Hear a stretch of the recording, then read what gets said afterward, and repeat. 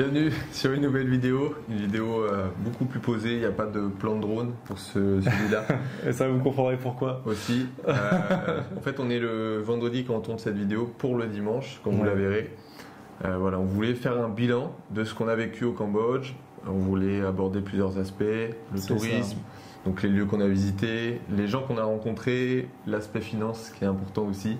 Alors, si vous nous suivez sur Instagram, n'hésitez pas, si ce n'est pas encore fait, vous savez déjà qu'on est au Vietnam actuellement, juste depuis une semaine, qu'on a eu quelques petits incidents avec le drone, bon ça on en reparlera. Et puis on a déjà fait une vidéo bilan, des chiffres entre guillemets, en petit Reels. Mais là, voilà, on s'est dit que c'était le bon moment avant de vous sortir les 2 prochaines vidéos et une dernière vidéo au Cambodge, le dernier vlog et le dernier reportage. Voilà, pour ceux qui rejoignent cette vidéo, qui ne nous connaissent pas, nous sommes 2 Angevins qui sont journalistes à la base, en tout cas on a une formation dessus et on a décidé de faire des reportages et des vidéos à l'étranger. Donc on essaie d'apporter cette plus-value, de faire des reportages avec du matos qu'on a pris. On n'est pas forcément en partant au voyage habituellement. On est l'œil du voyage. C'est notre slogan. On a trouvé ça récemment, on trouvait ça sympa. L'œil du voyage. Ouais. Donc par exemple en reportage, on a pu aller dans une asso qui s'occupe d'enfants démunis au Cambodge, à Phnom Penh, sur une île également, ça va sortir dans 2 semaines. Il y a plein de choses. Regardez sur YouTube, il y a tout qui est prêt ou qui sort bientôt, donc n'hésitez pas à vous abonner. Et on parle de tous les sujets, Exactement. tous ceux qui nous intéressent. Donc voilà, mais c'est pas le sujet de cette vidéo. On va essayer d'être court parce que je sais que les vidéos comme ça peut être vite long et chiant. On était à 30 minutes sur la dernière, donc on a. Voilà, pour être honnête, on a refait cette vidéo. On va essayer de faire 3 minutes par point. Donc on va commencer par le tourisme.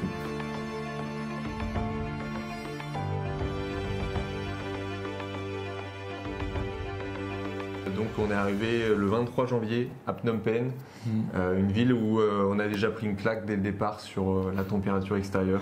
Pas le temps d'avoir de s'adapter. On y va. On sort de l'aéroport, 32 degrés. Il était 5 degrés à Paris un jour avant. Exactement, et puis l'odeur aussi qui nous happe. Ça c'est quelque chose aussi qu'il faut prendre en compte. Le confort, parce que par exemple sur les marchés, vous n'allez pas retrouver votre belle pièce de viande ou des légumes bien frais. On va pas parler d'un confort parce que ce serait pas poli et pas correct pour les Cambodgiens. En fait, c'est juste pas la même échelle de confort. Ça n'empêche pas qu'on est moins heureux ou quoi que ce soit, loin de là. Mais c'est juste que c'est pas le même confort. Si vous êtes à l'aise avec par exemple du PQ aux toilettes, ici c'est un jet d'eau. Si vous aimez la viande bleue, ici c'est la viande de la semelle. Voilà, exactement. Donc on a fait plusieurs villes. On est allé à Kratie pour voir les dauphins, à Mondolkiri, les éléphants. Vous pouvez suivre, vous avez suivi ça sur Instagram. Moi, ce qui m'a le plus marqué, c'est Kep, qui n'est pas sorti encore en vidéo, ça sort la semaine prochaine. On a fait un vlog là-bas.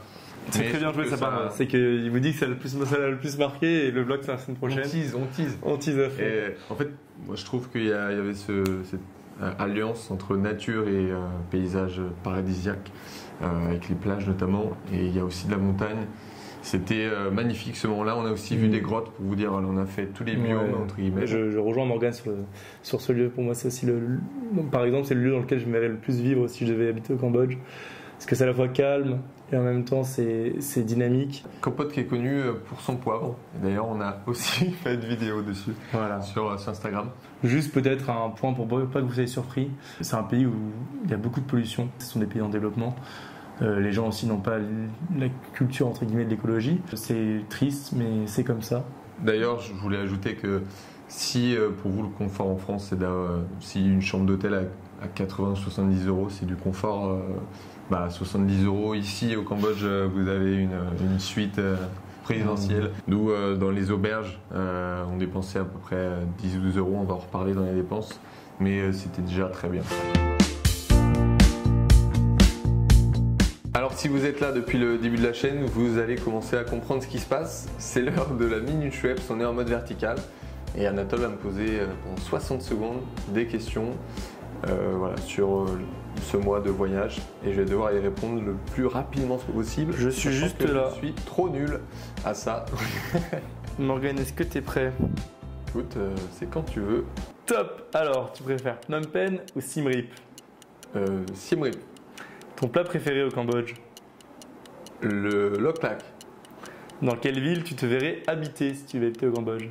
À Kampot. La vidéo qu'on a faite que tu préfères, verticale ou horizontale, peu importe. La vidéo Cambodia. sur la bière, j'adore. Plutôt scooter ou voiture? Scooter, évidemment, au sentiment de liberté. T'es capable de me citer une actualité française du dernier mois? Ouais, Oudéa Castéra qui a remplacé... Non, je vais dire Nicole Belloubet qui a remplacé Oudéa Castéra, ministère de l'Éducation. Poivre de Campote ou crabe de Kep? Poivre de Campote. Ok. Dans le Loc-Lac. Oh, joli. Tu sais dire 3 mots en khmer? Sousdé, Até, et donc Sousdé c'est dire bonjour, Até c'est dire non, et Soksobai, comment ça va? Ok, et une dernière, un seul équipement cheat code du journaliste selon toi? L'iPhone, on peut tout faire avec l'iPhone, sauf les mini traps. Allez, Tim Cook, s'il passe par là, c'est ciao.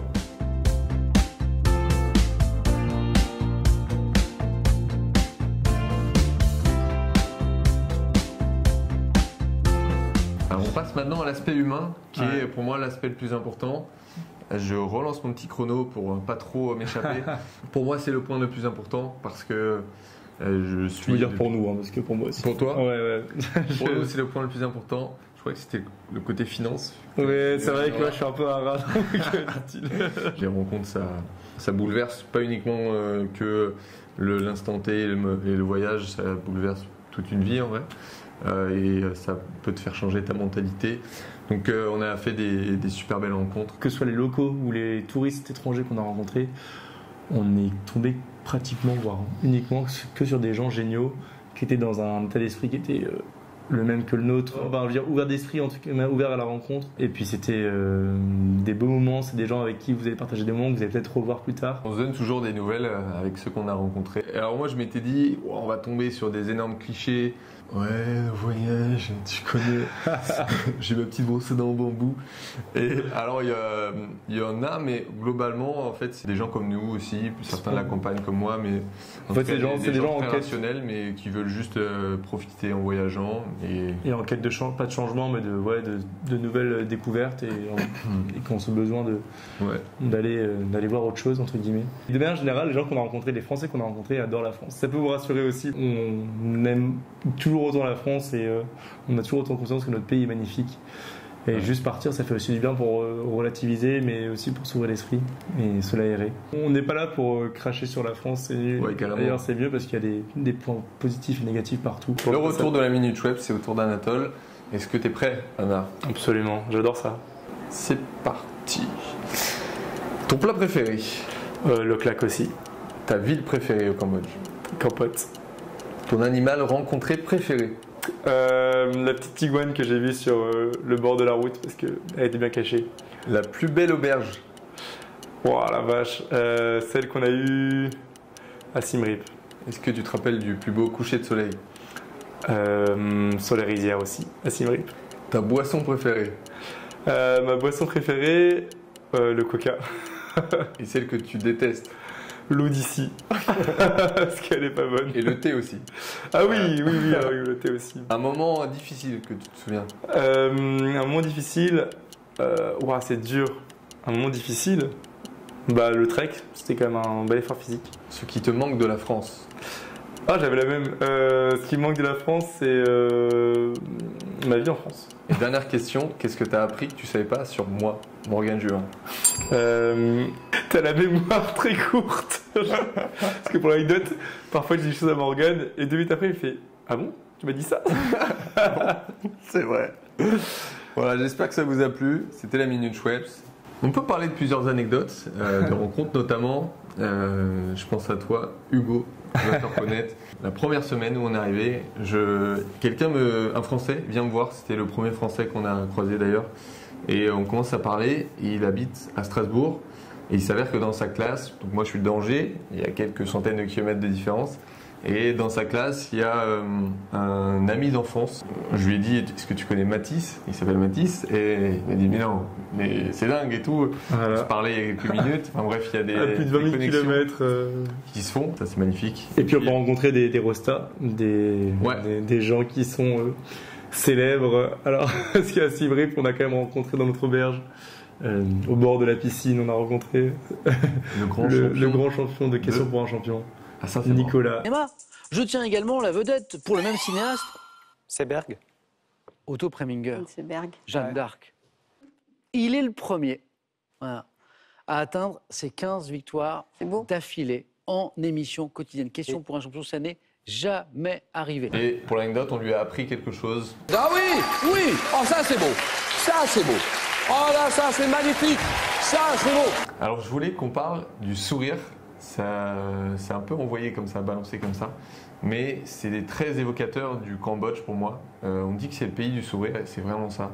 C'est-à-dire que quand on vient de France, on se prend une claque et c'est vrai que là on retrouve des sourires tout le temps et ça réchauffe les cœurs. Dans l'arrière-pays, beaucoup de gens n'ont jamais vu d'étrangers, ou en tout cas très peu. Donc parfois quand ils vous voient, même alors que vous êtes en scooter ou que vous allez très très vite, La nuit. les enfants notamment, De ils nuit. vous font des grands sourires et des coucous, des hello, et ça fait trop du bien. Ces sourires sont précieux parce que je pense ils transpirent la sincérité. En France, on peut avoir du mal à faire confiance, même en Europe globalement. Ici, en fait, dès que vous cherchez quelque chose, qu'on vous demande quelque chose, bah, nous, on n'est jamais tombé sur quelqu'un qui a essayé de nous avoir. L'Asie, c'est un peu le continent ou la région du service à l'autre. Et ce service à l'autre est très présent et très précieux, pour eux en tout cas. Et c'est très agréable donc, pour ceux qui en bénéficient. Et au-delà de ça, c'est le don de soi. Donc, enfin, ça va dans cette même idée, c'est les gens se donnent gratuitement pour vous aider. Il y a souvent une phrase qui revient, c'est ceux qui ont le moins donnent le plus. Et là, on le voit. Voilà, pour le moment philosophique. Attention, hein, tu tends vers le cliché du voyageur là. Ouais, c'est vrai.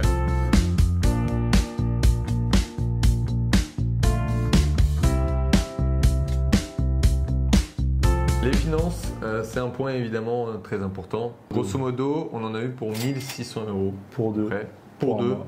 Donc plus 100 € par personne. ouais. 800 chacun. Alors, on sait que si on avait été seul, je pense qu'on aurait eu pour plus. Moi, je suis quasi sûr.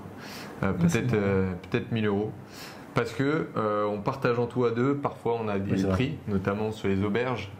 Nous, Même là, les taxis. aussi. Par exemple, on a une chambre à 10-12 €. Ben, le dortoir, il va être à 7-8 €. Et donc, nous, on divise par deux. Ça nous fait 6 chacun ou 5 chacun. Ce qu'on veut dire, c'est que 1 600 €, on s'est quand même fait plaisir.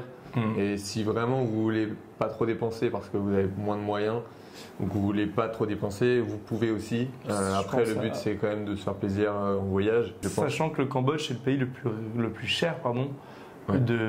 apparemment, des 4 pays qu'on va faire. Le Vietnam, bon, on le voit, c'est beaucoup moins cher déjà. Mais le Cambodge, il faut compter 4 € pour un repas environ. Et 6 € pour un logement, Ouais. selon où vous êtes. Et d'ailleurs, si vous voulez économiser, on a plein de petits tips, notamment télécharger des applis comme Grab pour le taxi, parce que les taxis à la volée, vous pouvez vite vous faire avoir. Le tuk-tuk. Le tuk-tuk, le fameux tuk-tuk. Alors c'est génial. Alors, c'est grave en Asie, mais oui, ça peut être Ouais. autre chose ailleurs. Mais en tout cas, voilà, n'hésitez pas à négocier.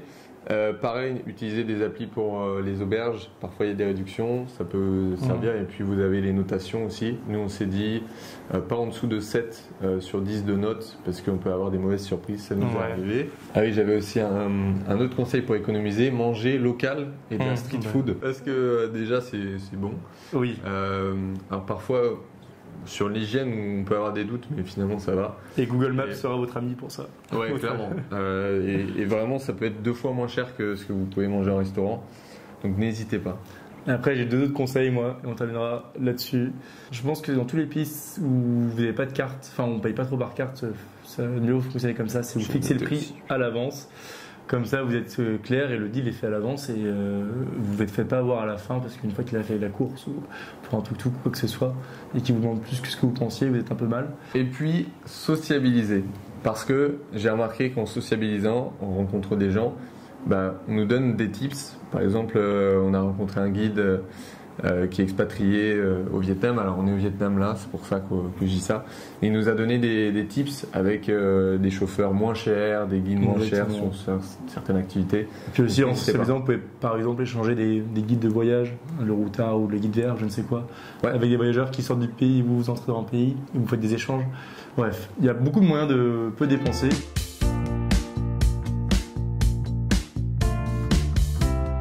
Pour terminer, on va parler de ce qui nous arrive maintenant. Donc on est au Vietnam. Là actuellement on est sur l'île de Condao, on vous fera un vlog où il n'y aura pas d'image de drone malheureusement, mais on va faire en sorte pas de soleil. Voilà, on va faire en sorte de réparer cette bêtise, ça arrive, ça devait arriver, mais vous verrez le plan où on perd le drone, je sais pas si ça valait le détour, mais c'était le dessin. Le programme des vidéos à venir, donc qu'est-ce qu'on a à peu près Donc là, alors je vous dis un peu. Donc la semaine prochaine, bon, vous avez dû le comprendre parce qu'on a fait que le répéter, mais il y a le vlog à Kampot et à Kep, donc l'avant-dernière semaine au Cambodge. Ensuite, on a notre reportage numéro 2, la semaine encore d'après, sur l'île de Koh Kong avec une association, Mother Nature Cambodia, qui sort en 2 semaines. Et puis après, on va arriver au Vietnam. Donc on arrive au Vietnam dans 3 semaines selon YouTube. Ouais. Si vous nous suivez sur Instagram, vous avez des aventures en direct. On vous conseille de le faire. Et pour terminer, je voulais que vous nous posiez des questions pour potentiellement faire une FAQ. Alors je sais qu'on n'a pas beaucoup d'abonnés sur YouTube, mais n'hésitez pas à nous proposer des questions et on fera une vidéo parce que c'est vrai que nous on partage notre expérience, mais ce qui nous intéresse c'est d'avoir votre ressenti et peut-être de répondre aux questions de ceux qui s'en posent si jamais on n'y a pas répondu en vidéo. Et alors je le dis à Anna en vidéo, j'aimerais bien tester les lives TikTok. Et ça peut être aussi l'occasion pour vous, si vous êtes dans le décalage horaire, mais au moment T, de nous poser des questions en direct et d'échanger. N'hésitez pas à nous rejoindre sur TikTok, on est de plus en plus nombreux et on met parfois des vidéos exclusives qu'on ne met pas sur Instagram notamment. Donc voilà, c'est dans la description d'ailleurs. Allez, et ben, on remballe et puis je sais pas combien de temps durera la vidéo. On espère que ça vous a plu, c'était un petit peu un format plus différent, qui a été quand même entrecoupé des petites mini-traps très sympathique. Et nous, on se dit à la semaine prochaine sur YouTube. Et n'hésitez pas à partager autour de vous parce que c'est le début de notre aventure, donc ça nous donne de la force. Absolument. Vous connaissez l'algorithme YouTube. Absolument. Et voilà. On fait des gros bisous et merci de nous suivre. On va manger jusque-là, un banh mi. Allez, ciao.